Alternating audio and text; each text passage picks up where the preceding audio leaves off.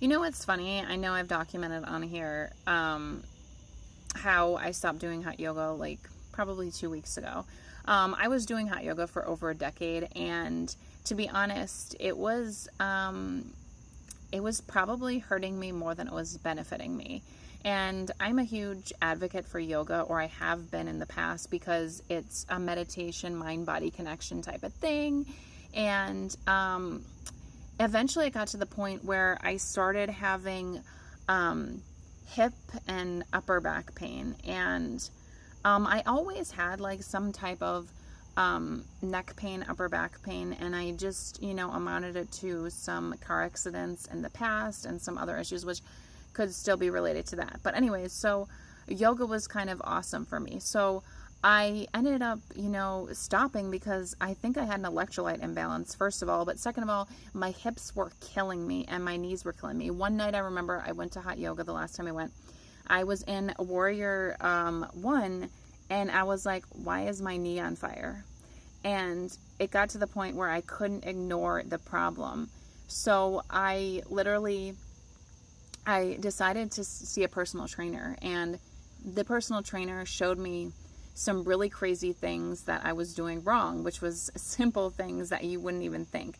It was basically, I was doing a squat wrong. I wasn't sitting back like I was sitting in a chair. I was trying to keep my back straight. And I was just not, when I was doing bridge pose, I wasn't using all my muscles to the right ability.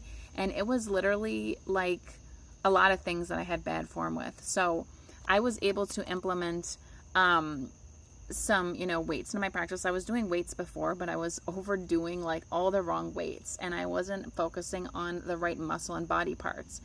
And I want to say the most ironic thing about stopping yoga is slowly what it eliminated from my life was the need to rush through things. I was in such a rush to make it to hot yoga. I was in a rush to get a parking spot. I was in a rush to get into the class. And the flow was so incredibly fast that I wasn't even feeling each move intentionally.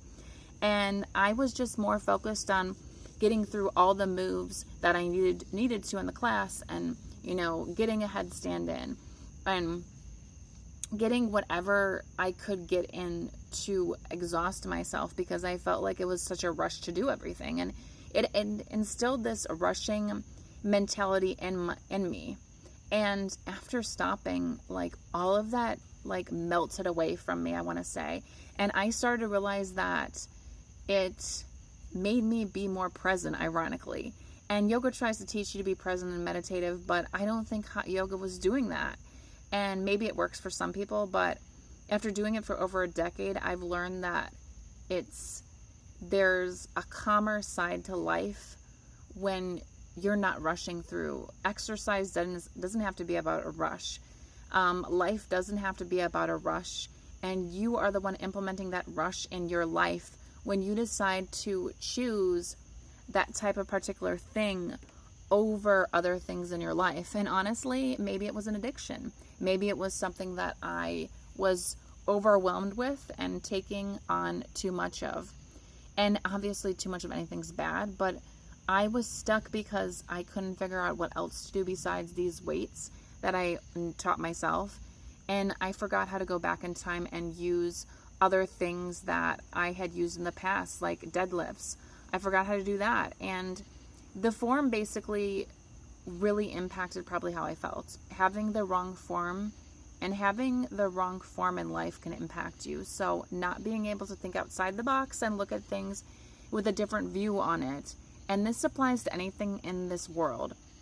When you stick to one thing forever and ever, and this thing is rushing you through life and you seeing nothing because you cannot be present in this world because you have only allowed yourself to see things through that lens, you're eliminating all the possibility in life. Let me tell you, you're eliminating and throwing yourself to the side when it comes to seeing other options. When it comes to, for me, it was exercise, and I was stuck. I don't even know how, but I want to say, I felt like I was in this cycle of rush. And I don't want to blame hot yoga completely on it, but it felt like it was like that. Everything was a rush. The class was a rush. Every pose was a rush. and I couldn't really feel it all. I couldn't be present for myself, for my family, for my friends. And since stopping, it's a new calmness I can't even explain. So bottom line is, don't let literally yourself, don't limit yourself. Don't think one way, don't see things one way, and don't be open to trying new things. And listen to your body. If I kept doing this, I don't even know. The chronic pain I thought that I had has slowly dwindled away, and I've developed, I always thought it was like you were supposed to be in pain after working out the next day, but that's not the thing. You're not supposed to. I was burnout. I was overusing my body for the same moves. And, yoga, you switch it up, of course, but to a degree, you do the same moves and use the same knee muscles, the same hips, you're in downward dog a lot. But don't forget to switch it up, and don't forget to slow it down and be present for yourself, for this world, and to enjoy life, because life is not meant to be a rush. Life isn't meant to be so fast forward that you can't be present for yourself. And a lot of times people miss this about life because they are so caught up in everything else but themselves and what their mind is telling themselves. And your mind is amazing. It will tell you, your body will tell you, just be present for it. Don't miss out on everything you can be here for.